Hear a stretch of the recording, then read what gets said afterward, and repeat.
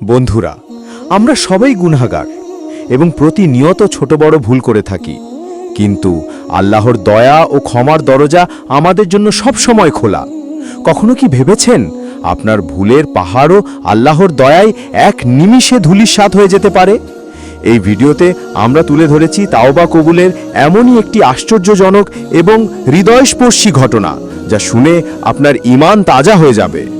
জানতে পারবেন কিভাবে একজন নিরাশ ব্যক্তি আল্লাহর কাছে ফিরে এসেছিলেন এবং তার তাওবা কিভাবে সাথে সাথে কবুল হয়েছিল। আবু সাঈদ আল খুদ্রি অর্থাৎ সাদ ইবনে মালিক ইবনে সিনান থেকে বর্ণিত যে নবী সাল্লাল্লাহু আলাইহি ওয়াসাল্লাম বলেছেন যে তোমাদের পূর্বে মানে বনি ইসরায়েলের যুগে একটি লোক ছিল যে ৯৯ জন মানুষকে হত্যা করেছিল। অতঃপর লোকেরা সে দুনিয়ার সবচেয়ে বড় জ্ঞানীর সম্পর্কে জানতে চাইল। তাকে একজন খ্রিস্টান সন্ন্যাসীর কথা বলা হলো। সে তার কাছে এসে বলল যে সে ৯৯ জন মানুষকে হত্যা করেছে, এখন কি তার তওবার কোনো সুযোগ আছে? সে বলল না। সুতরাং সে রাগান্বিত হয়ে তাকেও হত্যা করে ১০০ পূরণ করল। পুনরায় সে দুনিয়ার সবচেয়ে জ্ঞানী সম্পর্কে জিজ্ঞেস করল। এবারও তাকে এক জ্ঞানীর খোঁজ দেওয়া হলো। সে তার নিকট এসে বলল যে সে ১০০ মানুষ খুন করেছে, সুতরাং তার কি তওবার কোনো সুযোগ আছে? সে বলল হ্যাঁ আছে। তারও তওবার মধ্যে কে বাধা সৃষ্টি করবে?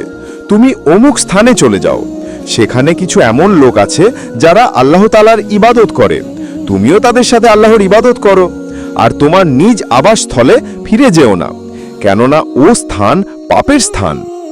অতঃপর ওই ব্যক্তি ওই স্থানের দিকে যেতে আরম্ভ করল। যখন সে মধ্য রাস্তায় পৌঁছল তখন তার মৃত্যু এসে গেল। তার দেহ থেকে আত্মা বের করার জন্য রহমত ও আযাবের উভয় প্রকার ফেরেশতা উপস্থিত হলেন।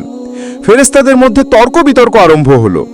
রহমতের ফেরেশতারা বললেন এই ব্যক্তি তওবা করতে এসেছিল এবং পূর্ণ আন্তরিকতার সাথে আল্লাহর দিকে তার আগমন ঘটেছে। আর আযাবের ফেরেশতারা বললেন এই লোক এখনো ভালো কাজ করেনি, এই জন্য সে শাস্তির উপযুক্ত। এই অবস্থায় একজন ফেরেশতা মানুষের রূপ ধারণ করে উপস্থিত হলেন। ফেরেশতারা তাকে সালিশ মানলেন।